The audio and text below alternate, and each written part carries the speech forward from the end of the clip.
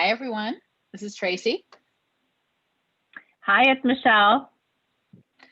And we're here today with Julie Alig, our special guest. Hey there, it's good to be here. And we're very happy to have her and talk all kinds of things, I think, but all things analytics, which is something that actually, that's how you and I connected forever ago, Michelle, was I saw you speak, giving an analytics presentation. And, you know, that kind of was the start of us getting to know each other in our friendship. Yeah, and those analytics, gosh, that was probably at least 7 years ago. At least. And, it had to be those 10 years ago. Like super duper outdated. Right. No, it had to be like it was 10 more of like plus cost years per ago. hire, turnover. I mean, Julie and I had a great conversation a couple of months ago about analytics and her transition from education into business analytics and the need for analytics, not just in business, but even on the HR side.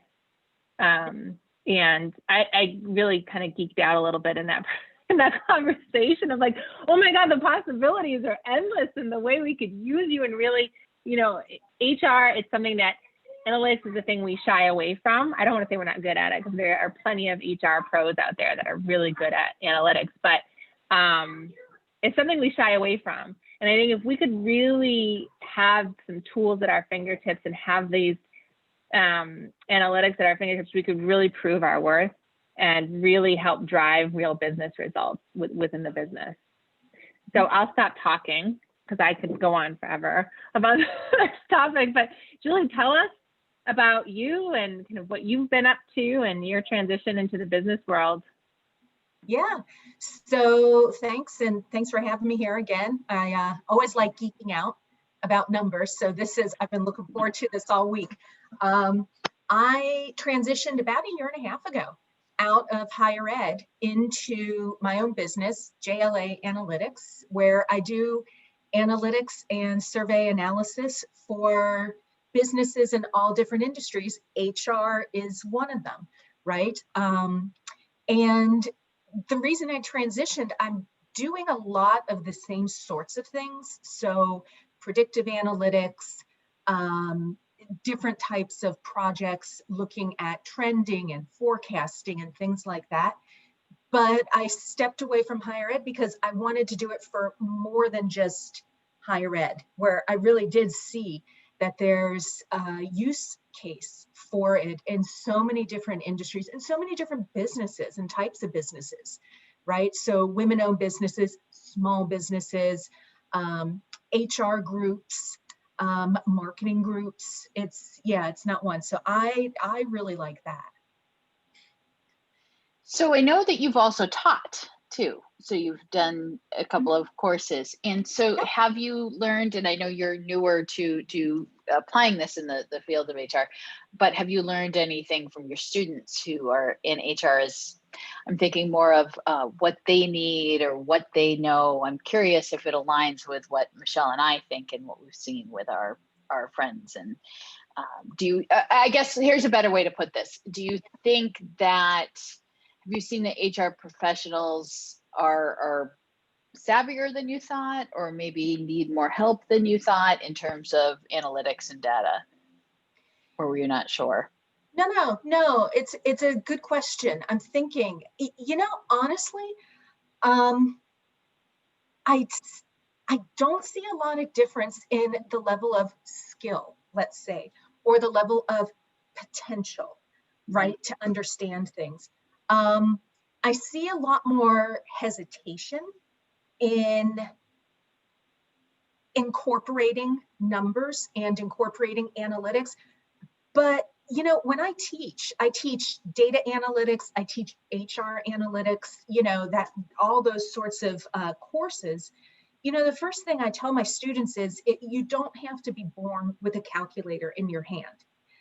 Pretty much the best tool that you can bring to the table is a critical mind. Critical in the sense that you're thinking, you're trying to think about things from different perspectives, and you're open to asking questions.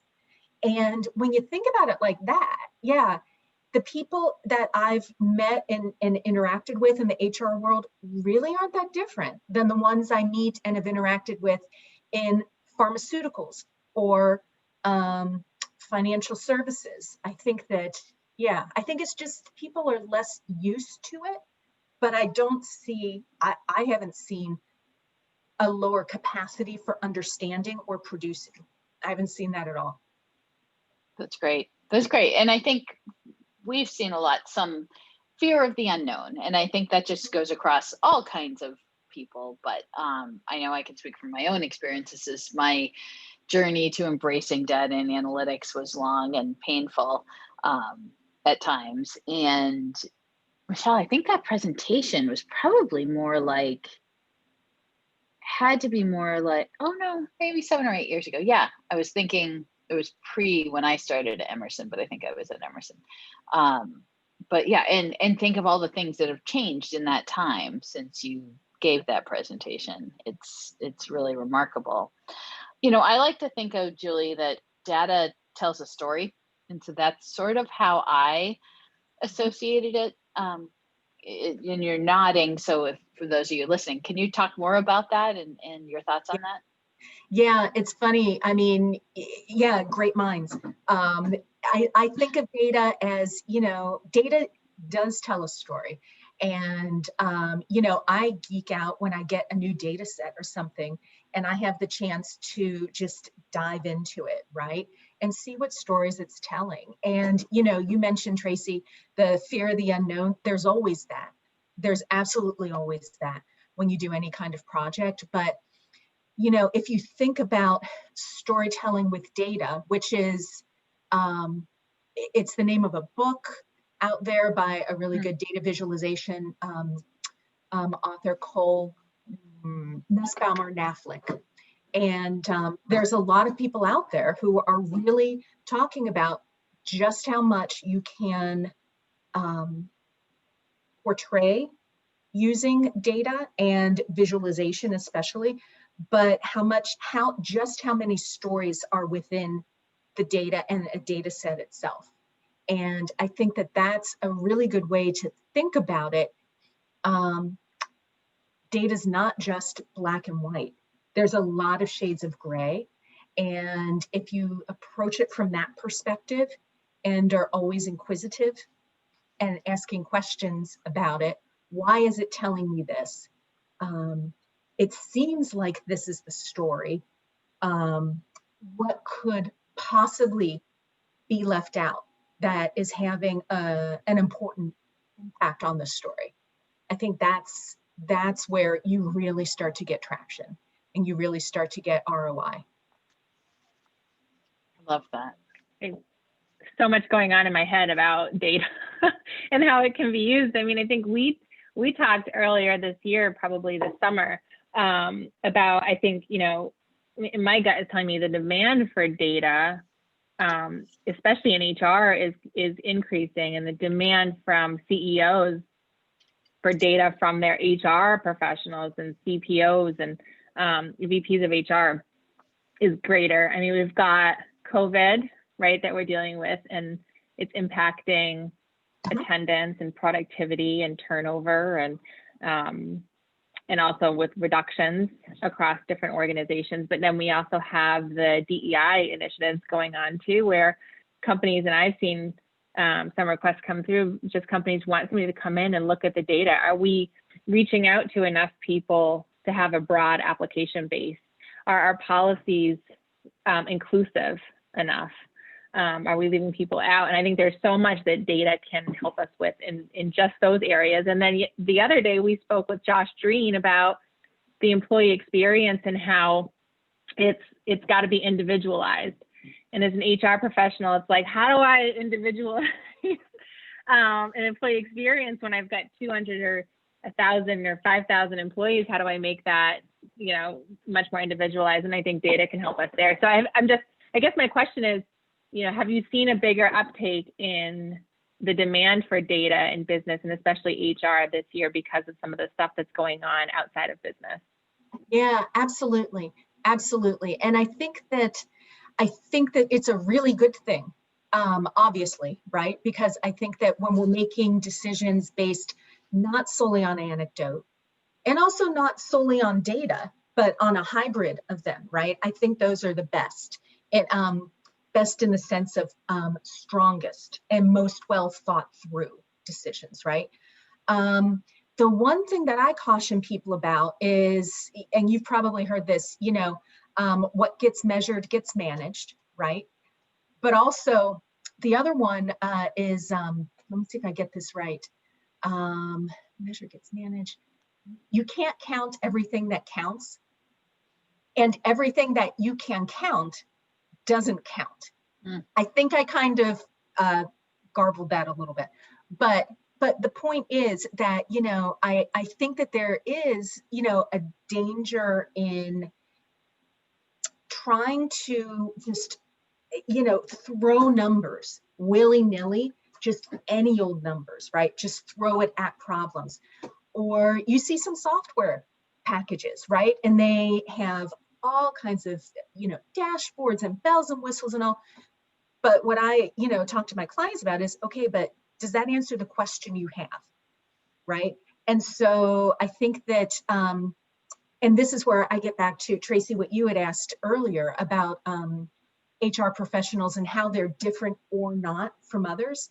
I think that it's really being able to take that step back and start not with, oh, we have to have numbers about turnover rate. We have to have numbers about employee engagement. We have to have a survey about customers or employee satisfaction or something. And it's more, okay, let's pause, take a step back and say, what are we trying to do?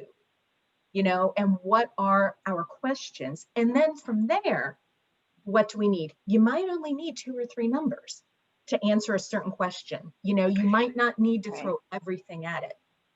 I talk about this a lot because despite my very slow start into all things tech and data and analytics, I now speak about tech a lot, and I always talk about data tells a story, and I say I know it's data. I just can't get that out of my head. Data. But I talk about you know, that I talk a lot about my journey there, and I talk about you know, you need to solve a problem. So if you have if you want to add a piece of technology, if you want to do X, Y, or Z, it needs to solve some sort of business problem. And I think sometimes we get excited about technology, or we get excited about data and analytics, and we think, oh, let's just throw this out. So that speaks to what you were talking about. But you know, what are we trying to solve? What are we trying to solve for? And so that's something that we're embracing in our organization. We're trying not to throw out, I could throw out 100 different numbers that are really meaningless to people unless it's really tied to our strategic plan. It's built around something that we're trying to solve, and we actually can do that. Yep, exactly. And you know, you mentioning tying things to solving a problem.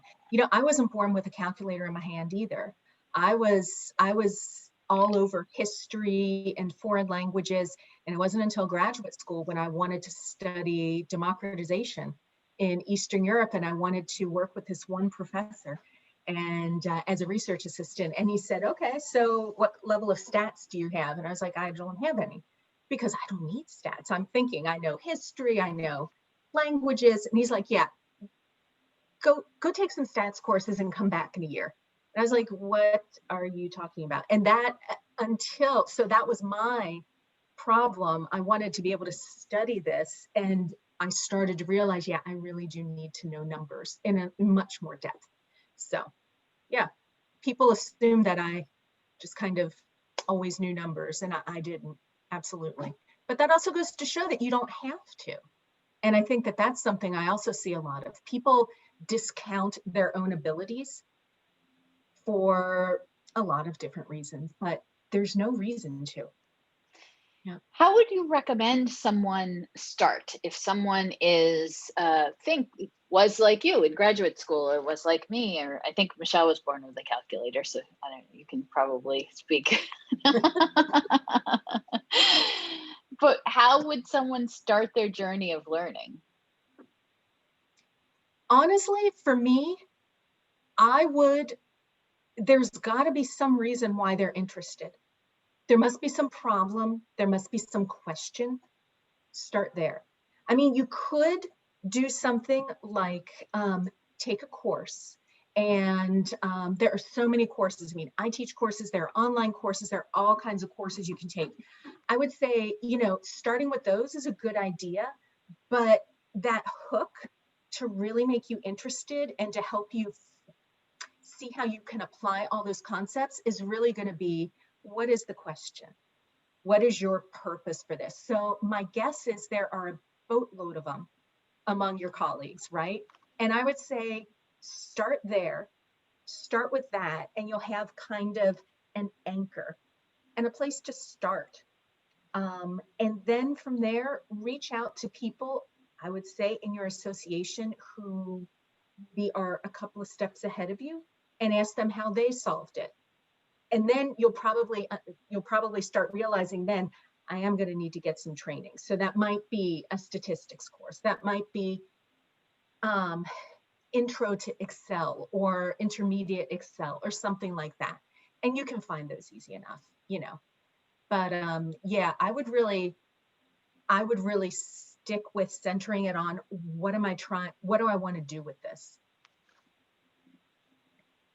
That's great. Yeah, and I was thinking as you were talking earlier about how, sometimes it's trial and error, where I had, at one of the companies I used to work for, we had 2 facilities, and one had like horrific turnover and one had great, like no turnover. And so whenever we presented our metrics on a monthly basis, we always rolled up the turnover. So it hid the problem. So we were talking about turnover. It always looks great because you have one with like 150% turnover and one with none. It evens out. And I was like, we're doing better than we did last year. And then at the end of the year, when I did year-end numbers and we did it by facility, it was like, oh, look at this, look at this. And so I think, sometimes, and Tracy and I talk about this a lot in our podcast and outside of our podcast too, is that in HR, we like to not put anything out there until it's perfect. But I would say put it out there, get feedback, and make adjustments. And worked with my last company, my CEO and my CFO were both financial people, were both CFOs. And so it was great because I could throw something out there and they'd be like, that doesn't make sense, or what do you mean by that? And I would have to like dive in more. And so, putting it out there and kind of getting some feedback and making adjustments, it doesn't have to be perfect. I think you're not alone in thinking, Michelle, that HR necessarily has cornered the market on wanting things to be perfect before you put it out there. I mean, I see that. I've lived through it. I see it in all kinds of different industries. I think there's always that kind of, I mean, in some sense, your analysis is your baby, right? And you don't want anyone to call it ugly, right? So you don't want to have the ugly baby. So you kind of don't. There are some. Yeah. There are no ugly babies, so that's what. But the thing is, just what you said, being able to show it to other people is really the best way to improve your analysis. Like among my teams when I was in higher ed, nothing went out without a second pair of eyes, at least one extra pair of eyes, having looked at it. Simply because as humans, we're wired a certain way and we have certain biases, built into our brain wiring, and you don't realize it. And so your analysis inadvertently goes down one path. You need someone else to come in and say, hey, you forgot about this or whatever. So yeah, perfection really is the enemy of the good in this sense. You get into analysis paralysis where you can just keep going, and yeah. And so like Michelle said, we've talked about that a lot. So. Oh yeah. Yeah. And disaggregating also, that's a great example you gave, Michelle, about disaggregating the rates instead of showing the full, but disaggregating. That's one of the things also I talk about all the time. Break it down into groups, because just like happened in your experience, trends and patterns can be covered up. So that's one really simple way to start cutting into your data, disaggregating it by geographic location, by department, by biodemo variables. Great. Yeah. Great.